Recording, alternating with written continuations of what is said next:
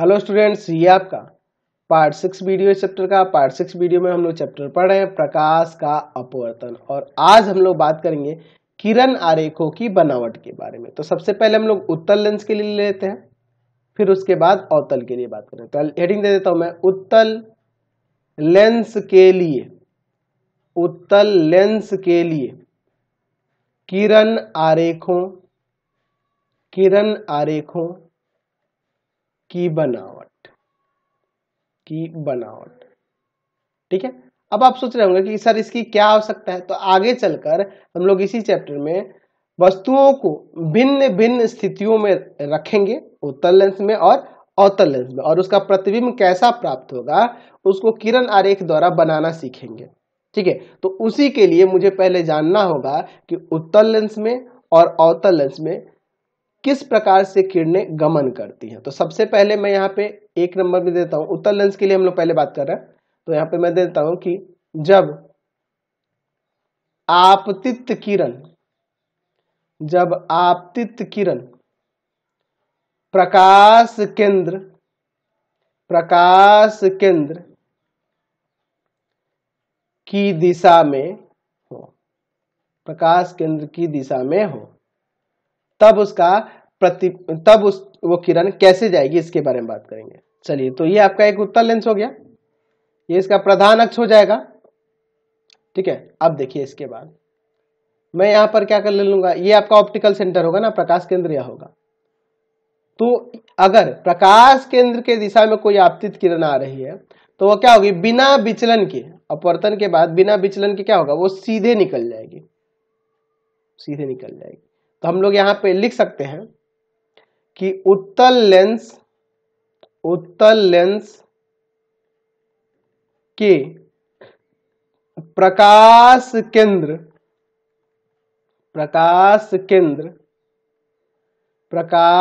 केंद्र की दिशा में आपतित किरण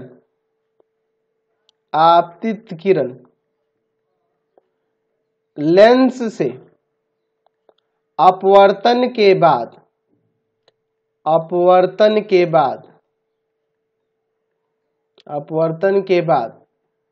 बिना विचलित हुए या बिना विचलन के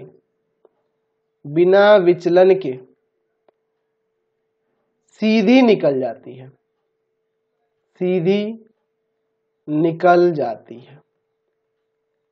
ठीक है, समझ गए। चलिए अगला कंडीशन देखते हैं। दूसरा कंडीशन है आपका, जब आपतित किरण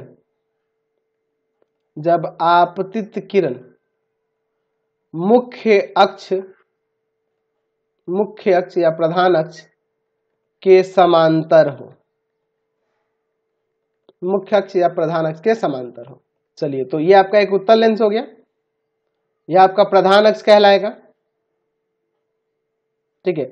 और इसके समांतर हम लोग आपतित किरण लेके जाएंगे। तो इसके समांतर, अच्छा, इसमें मैं अगर नाम दूं तो यहाँ पे F1, यहाँ पे C1 को हम लोग यहाँ 2F1 भी लिख देंगे तो कोई दिक्कत नहीं है। एक्चुअल में क्या होती है, यह दूरी और यह जो दूरी होती है, यानी कि आपकी जो वक्रता केंद्र थी उससे जो दूरी होगी, किसकी, प्रकाश केंद्र की, या फोकस से जो दूरी होगी प्रकाश केंद्र की, प्रथम मुख्य फोकस से जो प्रकाश केंद्र की दूरी होगी, यह दूरी इस दूरी की 2 गुनी होती है। आगे हम लोग प्रूफ भी करके देख चुके हैं।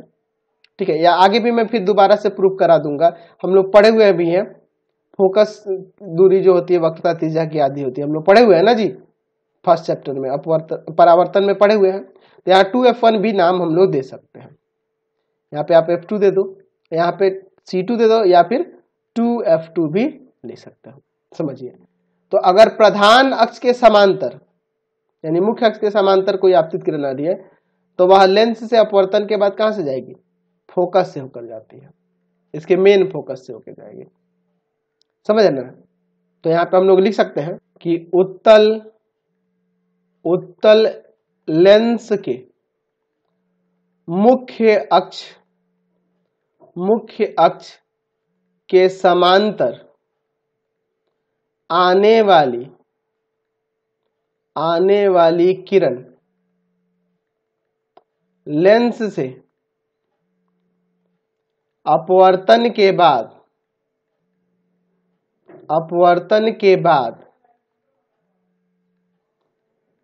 लेंस के फोकस से होकर जाती है, फोकस से होकर जाती है या फोकस से होकर गुजरती है, ऐसे लिख सकते हैं। समझ गए? चलिए अगला कंडीशन देखते हैं। चलिए तीसरा हमारा कंडीशन है कि जब आपतित किरण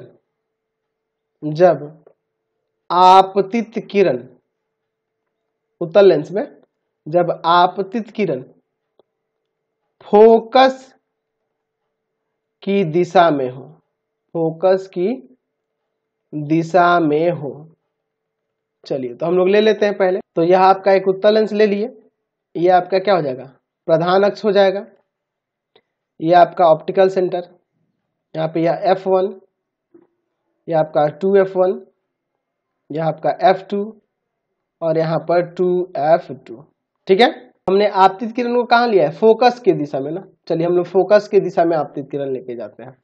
तो आपका फोकस जो है यहाँ से इस तरह से ये ना है, तो इसके दिशा में अगर कोई आपतित किरण ऐसे आ रही है तो ये लेंस से अपवर्तन के बाद क्या हो जाएगी? प्रधान अक्ष के समांतर निकल जाएगी। ठीक है, प्रधान अक्ष के समांतर निकल जाएगी, मुख्य अक्ष के समांतर निकल जाएगी। तो लिख सकते हैं कि उत्तल लेंस के फोकस की दिशा में आती किरण लेंस से अपवर्तन के बाद मुख्य अक्ष या प्रधान अक्ष, मुख्य अक्ष के समांतर निकलती है, मुख्य अक्ष के समांतर निकलती है। तो तीन ही कंडीशन था। अब हम लोग अवतल के लिए देख लेते हैं। चलिए तो यहाँ हेडिंग दे रहा हूं मैं, अवतल लेंस के लिए किरण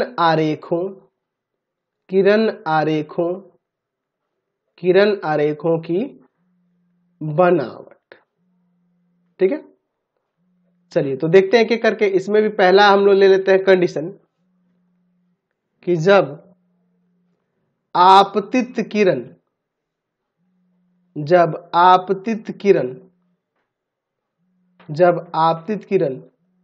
प्रकाश केंद्र की दिशा में हो, प्रकाश केंद्र की दिशा में हो तो वह कैसे जाएगी? चलिए देखते हैं। तो पहले मैं यहाँ पर एक अवतल लेंस ले लेता। चलिए तो यह आपका एक अवतल लेंस हो गया। तो यहाँ पर ये आपका प्रधान अक्ष हो जाएगा।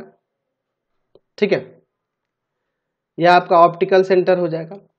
तो इस ऑप्टिकल सेंटर के दिशा में जो आपतित किरण आएगी वह लेंस से अपवर्तन के बाद सीधे निकल जाएगी, बिना विचलन किए सीधे निकल जाएगी। ध्यान रखेंगे ये लेंस पतला होना चाहिए। ठीक है, तो यहाँ पे हम लोग लिख सकते हैं कि अवतल लेंस के प्रकाश केंद्र की दिशा में आती किरण लेंस से अपवर्तन के बाद बिना विचलन के सीधी निकल जाती है, सीधी निकल जाती है। ठीक है, सीधी निकल जाती है। समझ गए? चलिए तो अब दूसरा कंडीशन देखते हैं। लिख सकते हैं कि जब आपतित किरण मुख्य अक्ष के मुख्य अक्ष के समांतर हो, मुख्य अक्ष के समांतर हो तो कैसे जाएगी। तो चलिए मैं यहाँ पे पहले एक अवतल लेंस ले लेता हूं। ये आपका एक अवतल लेंस हो गया, यह आपका क्या हो जाएगा, प्रधान अक्ष हो जाएगा, या मुख्य अक्ष कहिए, या ऑप्टिकल सेंटर। यहाँ पे देखो इधर आपका होता है F2 और यहाँ पे C2 ले लो, या 2F2 भी लिख सकते हो।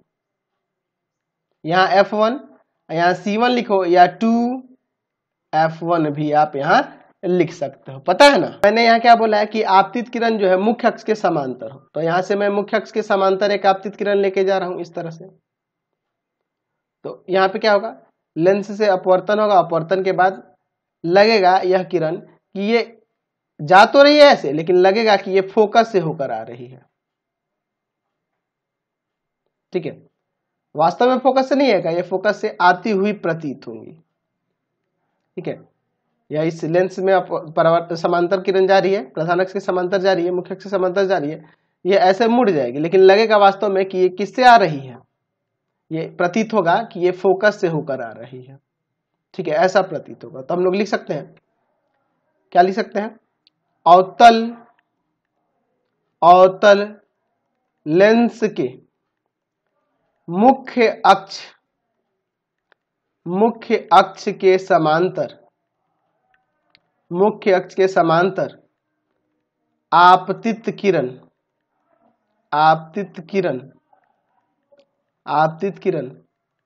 लेंस से अपवर्तन के बाद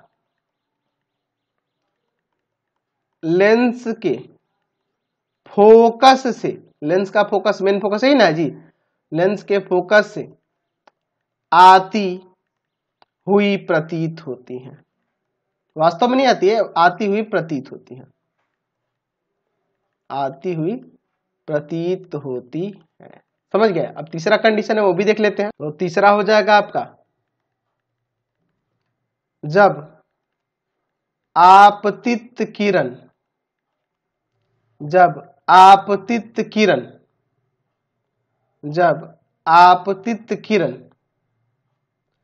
फोकस की दिशा में हो, जब आपतित किरण फोकस की दिशा में हो तब क्या होगा। चलिए देखते हैं। पहले हम लोग क्या ले लेते हैं, एक अवतल लेंस ले लेते हैं। यह आपका प्रधान अक्ष हो जाएगा अवतल लेंस का, ऑप्टिकल सेंटर यहाँ पे। यह आपका F2, इधर 2F2, यहाँ F1 और इधर 2F1। ठीक है, हम लोग देखिए कहाँ ले जा रहे हैं, फोकस की दिशा में। ठीक है, तो फोकस की दिशा में ऐसे जब आपतित किरण आएगी,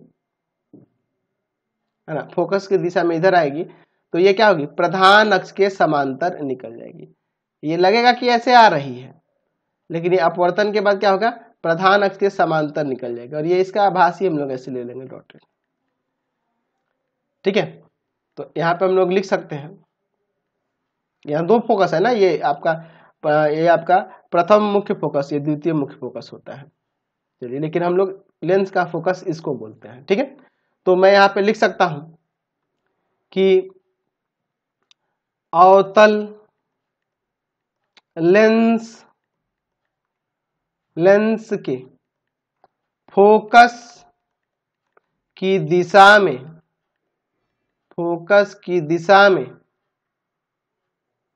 आती किरण लेंस से अपवर्तन के बाद,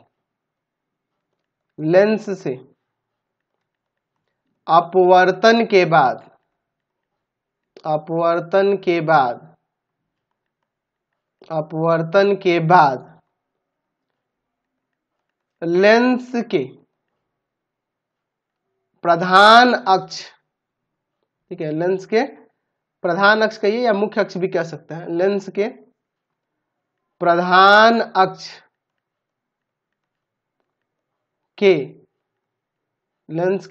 अक्ष के समांतर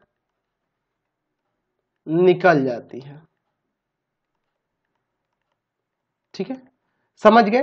तो मैंने आपको अवतल लेंस और उत्तल लेंस दोनों के लिए किरण आरेखों की बनावट बता दिया, समझा दिया, और इसी का प्रयोग हम लोग भिन्न भिन्न स्थितियों में वस्तुओं को रखकर उसका प्रतिबिंब बनाना सीखेंगे, अवतल लेंस में और उत्तल लेंस में। तो फिलहाल मैं सोच रहा हूँ कि इस वीडियो में यहीं तक रखा जाए। नेक्स्ट वीडियो में हम लोग अलग अलग स्थितियों में वस्तुओं को रखकर उसका प्रतिबिंब बनाना सीखेंगे, ठीक है? तो फिलहाल इस वीडियो में इतना ही रहने देता हूँ। आपको हमारे 3 चैनल को सब्सक्राइब करना होगा। पहला है पाथ फाइंडर क्लासेस छपरा, दूसरा है आपका भारती भवन रविकांत सर, और तीसरा चैनल है रविकांत सर के नाम से। तीनों चैनल को सब्सक्राइब कर लेंगे और इससे रिलेटेड वीडियो के लिए सीधे डिस्क्रिप्शन में जाएंगे और इससे रिलेटेड नोट्स के लिए गूगल पे जाके सर्च करेंगे www.ravikantsir.in और वहां पर जाकर आप सभी क्लासेस के नोट्स और उनके पीडीएफ को डाउनलोड कर सकते हैं और पढ़ सकते हैं। तो जल्दी से जाइए गूगल पे जाके सर्च करिए www.ravikantsir.in।